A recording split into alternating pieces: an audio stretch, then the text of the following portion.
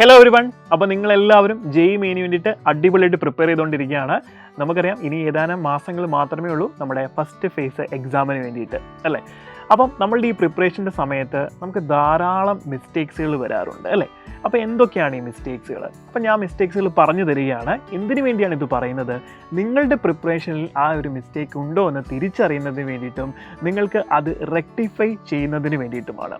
അപ്പം ആദ്യമായിട്ട് നിങ്ങൾ ചെയ്യുന്ന മിസ്റ്റേക്സ് എന്ന് പറഞ്ഞാൽ, നമ്മളൊരു എക്സാമിന് വേണ്ടിയിട്ട് പ്രിപ്പയർ ചെയ്യുന്ന സമയത്ത് നമുക്കെല്ലാവർക്കും ഒരു സ്റ്റഡി സ്ട്രാറ്റജി ഉണ്ടായിരിക്കും, അല്ലേ? അത് ഒരു ലോങ് ടേം തന്നെയായിരിക്കും, അല്ലെങ്കിൽ ഒരു ലോങ് സ്റ്റഡി പ്ലാൻ തന്നെയായിരിക്കും.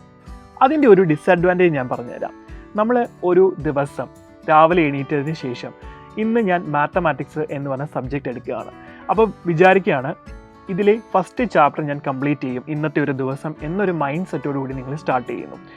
ഒരുപക്ഷെ പല കാരണങ്ങളാൽ നിങ്ങൾക്കത് കംപ്ലീറ്റ് ചെയ്യാൻ സാധിക്കാതെ വരുമ്പം സ്വാഭാവികമായിട്ട് നിങ്ങൾ ഡീമോട്ടിവേറ്റ് ചെയ്തു പോകാറാണ് പതിവ്. ഇതിന് പകരം നമ്മൾ ഈ ഒരു ചാപ്റ്ററിലെ 10 ക്വസ്റ്റ്യൻസ് ഞാൻ ഇന്ന് സോൾവ് ചെയ്യും എന്നുള്ള രീതിയിൽ നമ്മൾ എന്ത് ചെയ്യുകയാണ്, അത് ചെയ്ത് ശീലിക്കുകയാണെങ്കിൽ അത് നിങ്ങൾക്ക് കംപ്ലീറ്റ് ചെയ്യാനും സാധിക്കും, നിങ്ങൾക്ക് ഒരു മോട്ടിവേഷൻ ലഭിക്കുകയും ചെയ്യും. അപ്പോൾ ഇതിൽ നിന്ന് നമ്മൾ മനസ്സിലാക്കേണ്ടത്, നമ്മളുടെ എക്സാം എന്ന് പറയുമ്പോൾ പ്രിപ്പറേഷന് വേണ്ടിയിട്ട് നമ്മളൊരു ലോങ് പ്ലാൻ നിങ്ങൾ മനസ്സിൽ കണ്ടു കഴിഞ്ഞാൽ ചിലപ്പോൾ അത് നമ്മൾക്ക് മെയിൻറ്റെയിൻ ചെയ്ത് കൊണ്ടുപോകാൻ പറ്റിയെന്ന് വരില്ല. അതുകൊണ്ട് എപ്പോഴും നിങ്ങൾ സ്മാർട്ട് വർക്ക് ചെയ്യണമെന്ന് പറയുന്നത് പോലെ തന്നെ നിങ്ങൾ എന്ത് ചെയ്യണം, ഒരു മൈക്രോ സ്ട്രാറ്റജി നിങ്ങളുടെ സ്റ്റഡിക്ക് വേണ്ടിയിട്ട് കണ്ടെത്തണം. രണ്ടാമത് പറയുന്നത്, നിങ്ങൾക്കൊരു പ്രോപ്പർ റിവിഷൻ പ്ലാൻ ഇല്ലാത്തത് തന്നെയാണ്. നമ്മൾ പഠിക്കാൻ എടുക്കുമ്പോൾ രാവിലെ എണീക്കുമ്പോൾ ഇന്ന് കെമിസ്ട്രി എടുക്കണോ, ഇന്ന് ഫിസിക്സ് എടുക്കണോ, ഇന്ന് മാത്സ് എടുക്കണോ, ഇത് നിങ്ങൾക്ക് തന്നെ കൺഫ്യൂഷനാണ് പല സമയത്തും. അപ്പോൾ നിങ്ങൾ എന്ത് ചെയ്യണം, ഒരു 1 വീക്കിലേക്കുള്ള ഒരു ടൈം ടേബിൾ നിങ്ങൾ തന്നെ സെറ്റ് ചെയ്ത് വെക്കണം. ഓക്കെ, മൺഡേയിൽ ഞാൻ ഇന്ന് ഫിസിക്സ് എടുക്കുന്നു, ഫിസിക്സിനകത്ത് എത്ര ചാപ്റ്റേഴ്സാണ് ഞാൻ ഇന്ന് പഠിക്കാനായിട്ട് പോകുന്നത്, ആ ചാപ്റ്റേഴ്സ് കംപ്ലീറ്റ് പഠിക്കാൻ പറ്റിയില്ലെങ്കിലും അതിനകത്ത് ഏതൊക്കെ പോർഷൻസ് ആണ് എനിക്ക് ഈസി ആയിട്ടുള്ളത്, അതെനിക്ക് കംപ്ലീറ്റ് ചെയ്യാൻ പറ്റുമെന്ന് കോൺഫിഡൻസ് ഉണ്ടെങ്കിൽ അത് നിങ്ങളുടെ ടൈം ടേബിൾ ഉൾപ്പെടുത്തുക. അങ്ങനെ ഒരു 1 വീക്കിലേക്കുള്ളൊരു ടൈം ടേബിൾ നിങ്ങൾ എന്ത് ചെയ്യണം, സെറ്റ് ചെയ്ത് വെച്ച് അത് കംപ്ലീറ്റ് ചെയ്യാനും നോക്കണം. അപ്പം ഇവിടെ റിവിഷൻ പ്ലാൻ എന്ന് പറയുന്നത് വളരെ ഇമ്പോർട്ടൻ്റ് ആണ്. അപ്പോൾ റിവൈസ് ചെയ്യുന്ന സമയത്ത് ഓരോ ചാപ്റ്ററിനെയും ഓരോ സബ്ജക്റ്റിനെയും നിങ്ങൾ മനസ്സിൽ കണ്ടു വേണം എന്ത് ചെയ്യാനായിട്ട്, ഒരു റിവിഷൻ പ്ലാൻ തയ്യാറാക്കാനായിട്ട്. മൂന്നാമതായിട്ട് നിങ്ങൾ ചെയ്യുന്ന ഒരു മിസ്റ്റേക്കാണ് നിങ്ങൾ വരുത്തുന്ന തെറ്റുകൾക്ക് മറ്റുള്ളവരെ ബ്ലെയിം ചെയ്യുക എന്നുള്ളത്. അതിനുള്ള മെയിനായിട്ടുള്ള കുറച്ച് കാര്യങ്ങൾ ഞാനൊന്ന് പറഞ്ഞു തരാം. നിങ്ങളിപ്പോൾ ഒരു എക്സാം എഴുതുകയാണ്, അല്ലേ? നിങ്ങൾ ചിലപ്പോൾ പഠിച്ചിട്ടുണ്ടാവത്തില്ല, ചിലപ്പോൾ പഠിച്ചിട്ടുണ്ടാവാം. പക്ഷേ എക്സാം എഴുതി നിങ്ങൾക്ക് നല്ലൊരു സ്കോർ കിട്ടിയില്ല എന്ന് വിചാരിച്ചോ, നിങ്ങളപ്പോൾ ആദ്യം പറയുന്നത് എന്തായിരിക്കും, ഇന്നത്തെ എക്സാം ഭയങ്കര പാടായിരുന്നു, ആ ക്വസ്റ്റ്യൻ പേപ്പർ ഇട്ടത് ആരാണോ അല്ലേ, ഇന്നൊക്കെയുള്ള ചോദ്യങ്ങളാണ് നിങ്ങളുടെ മനസ്സിൽ വരുന്നത്. പക്ഷേ നിങ്ങളവിടെ ചിന്തിക്കേണ്ടത് എന്താണ്, ക്വസ്റ്റ്യൻ ഓൾവേസ് ക്വസ്റ്റ്യൻ ആണ്, അല്ലേ? നിങ്ങൾ പഠിക്കേണ്ട ചാപ്റ്ററിൽ നിന്ന് തന്നെ വന്നിരിക്കുന്ന ക്വസ്റ്റ്യൻസ് ആണ്. നമ്മൾ പ്രോപ്പറായിട്ട് പഠിച്ചിട്ടുണ്ടായിരുന്നെങ്കിൽ ഒരുപക്ഷെ എന്ത് ചെയ്തേനെ, നമുക്കത് ചെയ്യാൻ പറ്റിയേനെ. അപ്പോൾ എക്സാമിന് കുറ്റം പറയുകയാണ് നമ്മൾ ആദ്യം ചെയ്യുന്നത്. അതേപോലെ തന്നെ നിങ്ങൾ ചിലപ്പോൾ ഒരു ക്ലാസ് കണ്ടിന്യൂ ചെയ്ത് കാണാതെ അതിൻ്റെ സെക്കൻഡ് പാർട്ടും തേർഡ് പാർട്ടും കാണാൻ പോകുമ്പോൾ ഒരിക്കലും നിങ്ങൾക്കത് മനസ്സിലായെന്ന് വരില്ല. അപ്പോൾ നിങ്ങൾ എന്ത് ചെയ്യും, പഠിപ്പിക്കുന്ന ടീച്ചേഴ്സിനെ കുറ്റം പറയാറുമുണ്ട്, അല്ലേ? അപ്പം ഇത്തരത്തിലുള്ള ബ്ലെയിമിംഗ് ആണ് നമ്മൾ ആദ്യം ഒഴിവാക്കേണ്ടത്. അല്ലെങ്കിൽ നിങ്ങൾ പഠിക്കാനിരിക്കുമ്പം അവർ വന്നു, ഇവർ വന്നു, മറ്റുള്ളവർ വിളിച്ചു, ഫ്രണ്ട്സ് വിളിച്ചു, മൊബൈലിൽ നോക്കി, അങ്ങനെ പല പല കാര്യങ്ങൾ നിങ്ങൾ ചെയ്യുന്നുണ്ടാവാം. പക്ഷേ അതിന് ഒന്നും നിങ്ങൾ വില കൊടുക്കാതെ എല്ലാത്തിനും നിങ്ങൾ കുറ്റം കണ്ടുപിടിക്കും അതേഴ്സിൽ. ഓക്കെ, അപ്പം അതാദ്യം എന്ത് ചെയ്യുക, ഒഴിവാക്കിയിട്ട് സ്വയം നമ്മൾ എന്ത് മിസ്റ്റേക്ക് ചെയ്യുന്നു എന്നുള്ളത് തിരിച്ചറിഞ്ഞ് തിരുത്തുകയാണ് നമ്മളവിടെ ചെയ്യേണ്ടത്. ഇനി നമ്മുടെ എക്സാമിനകത്ത് നമ്മൾ മെയിനായിട്ട് ചെയ്യേണ്ട ഒരു കാര്യമാണ് മോക്ക് ടെസ്റ്റുകൾ എന്ന് പറയുന്നത്. അപ്പം നാലാമതായിട്ട് നിങ്ങൾ വരുത്തുന്ന ഒരു മിസ്റ്റേക്കാണ് പഠിച്ചില്ല എന്നുള്ള ഒറ്റ കാരണത്താൽ മോക്ക് ടെസ്റ്റുകളെ ഒഴിവാക്കുന്നത്. അത് നിങ്ങൾ ഒരിക്കലും ചെയ്യാൻ പാടില്ല. നിങ്ങൾ എന്താണോ പഠിച്ചത്, എവിടെ വരെയാണോ പഠിച്ചത്, അത് വെച്ച് എക്സാം എഴുതാനുള്ളൊരു ധൈര്യമാണ് നിങ്ങൾക്ക് ഉണ്ടാവേണ്ടത്.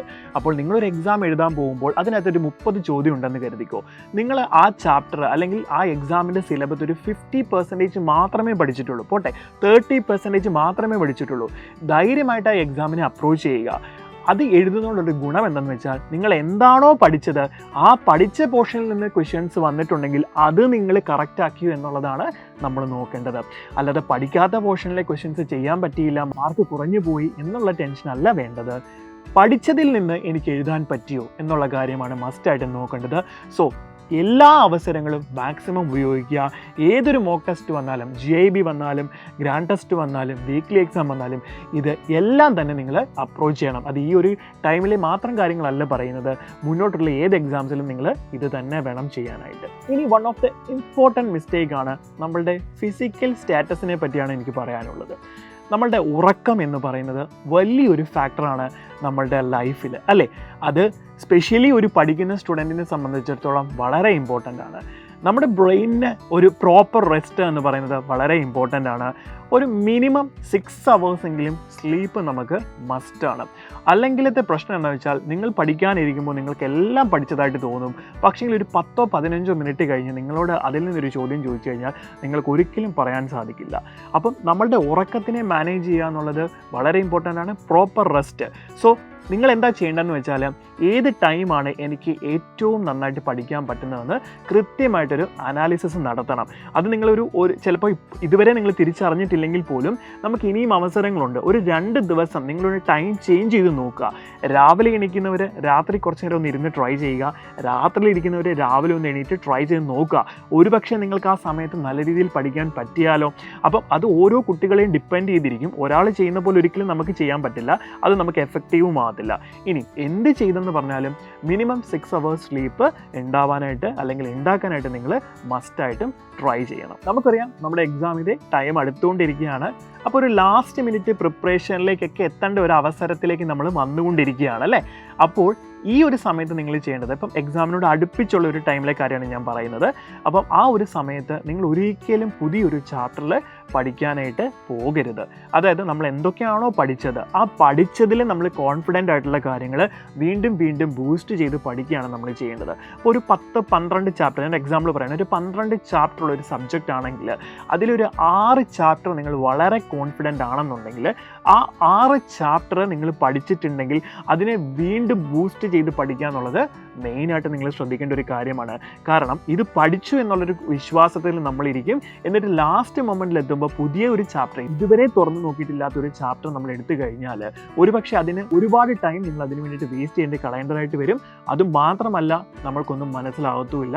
നമ്മൾ നന്നായിട്ട് പഠിച്ച ചാപ്റ്റർ നമ്മുടെ കയ്യിൽ നിന്ന് പോകുകയും ചെയ്യും. അപ്പം അതൊരിക്കലും നിങ്ങൾ ചെയ്യരുത്. നന്നായിട്ട് പഠിച്ച ചാപ്റ്ററിലെ കാര്യങ്ങൾ വീണ്ടും വീണ്ടും പഠിക്കുക.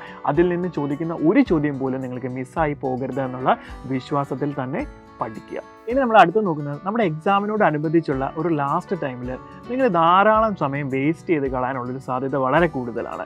കാരണം ഇത്രയും കാലം ഞാൻ പഠിച്ചില്ലേ, ഇച്ചിരി ദിവസം ഒന്ന് റെസ്റ്റ് എടുത്തിട്ട് എക്സാം എഴുതാം എന്നൊക്കെയുള്ള ചിന്ത മനസ്സിലേക്ക് കയറി വരാൻ വളരെ സാധ്യതയുള്ളൊരു സമയമാണത്. കാരണം വിജയത്തോട് അടുക്കുമ്പോഴാണ് നമ്മൾക്ക് എന്ത് ചെയ്യുന്നത്, പിന്നോട്ട് വലിയാനുള്ളൊരു ടെൻഡൻസി വളരെ കൂടുതൽ ഉണ്ടാകുന്നത്, അല്ലേ? ആ ഒരു സമയത്തായിരിക്കും നമ്മുടെ ഒരു ഫ്രണ്ടിൻ്റെ ബർത്ത്ഡേ പാർട്ടി വരുന്നത്, അല്ലെങ്കിൽ പുതിയൊരു സിനിമ റിലീസാവുന്നത്. ഇങ്ങനെയുള്ള പല എൻ്റർടൈൻമെൻറ്റിന് വേണ്ടിയുള്ള കാര്യങ്ങൾ നമ്മളുടെ മുന്നിലേക്ക് വരും. അപ്പോൾ നിങ്ങൾ വിചാരിക്കും, എന്താ കുറച്ചൊന്ന് എൻ്റർടൈൻമെൻറ്റ് ചെയ്യുന്നത് എന്തും തെറ്റുണ്ടോ? പക്ഷേ അതിന് പോകുമ്പോൾ ഒരു ദിവസമായിരിക്കും നമുക്ക് നഷ്ടമായി പോകുന്നത്. ലാസ്റ്റ് മിനിറ്റ് പ്രിപ്പറേഷൻ എന്ന് പറയുന്നത് വളരെ ഇമ്പോർട്ടൻ്റ് ആണ്. അതിന് നിങ്ങൾ വിചാരിക്കുന്നതിനേക്കാൾ വിലയുണ്ട്. സോ അതുപോലെ തന്നെ നമ്മൾ മോട്ടിവേഷൻ, അല്ലേ? മോട്ടിവേഷൻ എപ്പോഴും മോട്ടിവേഷൻ കേൾക്കണം എന്ന് വിചാരിച്ച് നമ്മൾ എപ്പോഴും എന്ത് ചെയ്യും, നമ്മൾ യൂട്യൂബിലും മറ്റും കയറി മോട്ടിവേഷൻസ് കേട്ടുകൊണ്ടേയിരിക്കും. അങ്ങനെ മോട്ടിവേഷൻസ് മാത്രം കേട്ടുകൊണ്ട് കാര്യമില്ല, കേൾക്കണം. പക്ഷെ നിങ്ങൾ എന്ത് ചെയ്യണം, സെൽഫായിട്ട് മോട്ടിവേറ്റഡ് ആയിട്ട് ഇനിയുള്ള സമയത്ത് പ്രിപ്പയർ ചെയ്യണം എന്നുള്ളൊരു കോൺഫിഡൻസ് ആണ് എന്ത് ചെയ്യുന്നത്, മനസ്സിലുണ്ടാക്കിയെടുക്കേണ്ടത്. സോ ലാസ്റ്റ് മിനിറ്റ് ഇങ്ങനെയുള്ള യൂസ്ലെസ് ആയിട്ടുള്ള കാര്യങ്ങൾക്ക് വേണ്ടിയിട്ട് ടൈം വേസ്റ്റ് ചെയ്യാതെ നോക്കുക എന്നുള്ളതും വളരെ ഇമ്പോർട്ടൻ്റ് ആയിട്ടുള്ള ഒരു കാര്യം തന്നെയാണ്. ഇനി നമ്മൾ നോക്കാൻ പോകുന്നത് സില്ലി മിസ്റ്റേക്കുകളെ പറ്റിയാണ്. ഈ സില്ലി മിസ്റ്റേക്കുകൾ എന്ന് പറയുമ്പോൾ അത്ര സില്ലി ആയിട്ടുള്ളൊരു കാര്യമല്ല കേട്ടോ. നമ്മുടെ കഴിഞ്ഞ വർഷത്തെ ടോപ്പേഴ്സിനോടൊക്കെ നമ്മൾ സംസാരിച്ചപ്പോൾ അവരിൽ നിന്ന് നമുക്ക് കിട്ടിയ ഒരു മെയിൻ അഡ്വൈസ് ആണ്, അതായത് അവരുടെ പ്രിപ്പറേഷൻ്റെ സമയത്ത് അവർക്കുണ്ടാക്കിയിട്ടുള്ള സില്ലി മിസ്റ്റേക്കുകൾ. സില്ലി മിസ്റ്റേക്കുകൾ എന്ന് പറഞ്ഞാൽ ചിലപ്പോൾ നമ്മൾ വളരെയധികം സ്പീഡിൽ കാൽക്കുലേഷൻസ് ഒക്കെ ചെയ്ത് വന്നുകൊണ്ടിരിക്കുമ്പോൾ നമ്മൾ ശ്രദ്ധിക്കത്തില്ല, നമ്മൾ ചെയ്യുന്നത് വളരെ ശരിയാണെന്നുള്ള കോൺഫിഡൻസോട് കൂടി നമ്മൾ മുന്നോട്ട് പോകും. പക്ഷേ ഒരു പ്ലസ്സോ മൈനസോ അങ്ങോട്ട് മാറിക്കഴിഞ്ഞാൽ മാത്സിലെന്ന് മാത്രമല്ല നമ്മളുടെ മിക്ക സബ്ജക്റ്റിനകത്തും നമ്മളുടെ ശ്രദ്ധക്കുറവ് കൊണ്ട് നമുക്ക് എന്ത് ചെയ്യുന്നുണ്ട്, ഒരുപാട് മിസ്റ്റേക്സുകൾ വരാൻ സാധ്യതയുണ്ട്. അതുമാത്രമല്ല നമ്മളൊരു നോർമൽ മോഡിലായിരിക്കില്ല നമ്മളുടെ എക്സാം ഹാളിൽ ഇരിക്കുന്നത്. കുറച്ചെങ്കിലും ഒരു പാനിക് അല്ലെങ്കിൽ കുറച്ചെങ്കിലും ഒരു ടെൻഷൻ എല്ലാവർക്കും ഒബ്വിയസ്ലി ഉണ്ടാകും. പക്ഷേ ഈ ടെൻഷൻ്റെ സമയത്ത് നമ്മൾക്കൊരു ബ്രെയിൻ മാസ്കിങ് നടക്കാൻ വളരെയധികം സാധ്യതയുണ്ട്. അതുകൊണ്ട് നമ്മൾ സ്പീഡിൽ കാൽക്കുലേഷൻ ചെയ്യുമ്പോഴും ക്വസ്റ്റ്യൻ വായിക്കുന്ന സമയത്ത് ചിലപ്പോൾ നമ്മുടെ മനസ്സിലത് ഉണ്ടാവില്ല. നമ്മൾ എക്സാം ഹാളിന് പുറത്തിറങ്ങി കഴിഞ്ഞിട്ട് ക്വസ്റ്റ്യൻ പേപ്പർ കാണുമ്പോഴോ അല്ലെങ്കിൽ ആ ക്വസ്റ്റ്യൻ ഒന്നുകൂടെ നോക്കുമ്പോഴൊക്കെ അയ്യോ ഇതായിരുന്നോ കണ്ടുപിടിക്കാൻ ചോദിച്ചിരുന്നത്, ഞാൻ അപ്പോൾ അത് ശ്രദ്ധിച്ചില്ല, ഇങ്ങനെ ഒരുപാട് കമൻസുകൾ കുട്ടികൾ പറഞ്ഞ് ഞാൻ ശ്രദ്ധിച്ചിട്ടുണ്ട്. അതുകൊണ്ട് ടോപ്പേഴ്സ് പറഞ്ഞ കാര്യമാണ്, സില്ലി മിസ്റ്റേക്കുകളെ ഒഴിവാക്കി കഴിഞ്ഞാൽ നമുക്ക് എന്ത് ചെയ്യാൻ പറ്റും, നമ്മുടെ പെർസെൻറ്റേജ് തന്നെ നമുക്ക് വളരെ നല്ല രീതിയിൽ തന്നെ ബൂസ്റ്റ് ചെയ്യാനായിട്ട് സാധിക്കും. ഈ സില്ലി മിസ്റ്റേക്ക് എന്ന് പറയുമ്പോൾ ഒരു നെഗറ്റീവ് മാർക്ക് വന്നാൽ എത്രമാത്രം പെർസെൻറ്റേജിനെ അഫക്റ്റ് ചെയ്യുമെന്ന് നമ്മൾ കൃത്യമായിട്ട് ചിന്തിക്കണം. അപ്പോൾ നിങ്ങൾ ശ്രദ്ധിക്കേണ്ട ഒരു കാര്യമുണ്ട്, നമ്മൾ ഈ മിസ്റ്റേക്സ് വരുത്തും എന്ന് പറയുമ്പം ഏറ്റവും ഈസി ആയിട്ട് നിങ്ങൾ പഠിച്ചിട്ടുള്ള ചാപ്റ്റേഴ്സ് അല്ലെങ്കിൽ ക്വസ്റ്റ്യൻ പേപ്പറിൽ നിങ്ങൾക്ക് ഏറ്റവും ഈസി ആയിട്ട് വന്നിട്ടുള്ള ചോദ്യങ്ങൾ ഒന്നും കൂടെ ക്രോസ് ചെക്ക് ചെയ്തതിന് ശേഷം മാത്രം നിങ്ങൾ എന്ത് ചെയ്യാണ്, ആൻസർ മാർക്ക് ചെയ്യാനായിട്ട് ശ്രമിക്കുകയാണ് വേണ്ടത്. ഇനി ലാസ്റ്റായിട്ട് എനിക്ക് പറയാനുള്ളത്, നമ്മൾ ചെയ്യാൻ ഉദ്ദേശിക്കുന്ന കാര്യങ്ങൾ ഇന്നാവട്ടെ നാളെ ആവട്ടെ മറ്റന്നാളാവട്ടെ എന്ന് പറഞ്ഞാൽ ലോട്ടറി കച്ചവടം നടത്തുന്ന പോലെ പഠിക്കാൻ വേണ്ടിയിട്ട് അല്ല. ഇന്ന് ചെയ്യേണ്ട കാര്യങ്ങൾ ഇന്ന് തന്നെ ചെയ്യുക എന്നൊരു ഉറച്ച തീരുമാനം നമ്മൾക്കുണ്ടാവണം. അതായത് ഒരു ടൈം ടേബിൾ സെറ്റ് ചെയ്തിട്ടുണ്ടെങ്കിൽ ഇന്ന് ഞാനത് തീർക്കണമെന്ന് വിചാരിച്ചിട്ടുണ്ടെങ്കിൽ അത് കംപ്ലീറ്റ് ചെയ്യുക എന്നുള്ളൊരു ടാസ്ക് വളരെ ഇമ്പോർട്ടൻ്റ് ആണ്. നാളെ പഠിക്കാമെന്ന് വെച്ച് കഴിയുമ്പോൾ നാളെ പഠിക്കാൻ ഇതിലേറെ കാര്യങ്ങൾ നിങ്ങൾക്കുണ്ടാവും.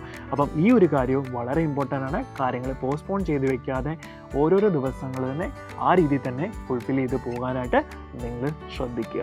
അപ്പം ഈ പറഞ്ഞ മിസ്റ്റേക്കുകളൊക്കെ നിങ്ങൾ വരുത്തിയിട്ടുണ്ടെങ്കിൽ അല്ലെങ്കിൽ ഇപ്പോഴും വരുത്തിക്കൊണ്ടിരിക്കുന്നുണ്ടെങ്കിൽ തീർച്ചയായിട്ടും അതിനെ തിരിച്ചറിയുകയും റെക്ടിഫൈ ചെയ്യുകയും ചെയ്താൽ നിങ്ങൾക്ക് തീർച്ചയായിട്ടും വിജയത്തിലേക്ക് എത്താനായിട്ട് സാധിക്കും. നമുക്കറിയാം ഇനിയുള്ള നമ്മുടെ 3 മാസം എന്ന് പറയുന്നത് വളരെ ഇമ്പോർട്ടൻ്റ് ആണ്. അതിനെ ഹാർഡ് വർക്ക് ചെയ്ത് പഠിക്കാനും ഇൻറ്റൻസ് ആയിട്ട് പ്രിപ്പയർ ചെയ്യാനും സാധിച്ചാൽ നിങ്ങൾക്ക് തീർച്ചയായിട്ടും ജെഇ ക്രാക്ക് ചെയ്യാൻ സാധിക്കുന്നതാണ്. അതിനുള്ള കോൺഫിഡൻസും ഹാർഡ് വർക്ക് ചെയ്യാനുള്ളൊരു മനസ്സും നിങ്ങൾക്കുണ്ടെങ്കിൽ തീർച്ചയായിട്ടും സൈലം നിങ്ങളോടൊപ്പം തന്നെ ഉണ്ടായിരിക്കും. അപ്പോൾ എല്ലാവരും നന്നായിട്ട് പ്രിപ്പയർ ചെയ്യുക. All the best.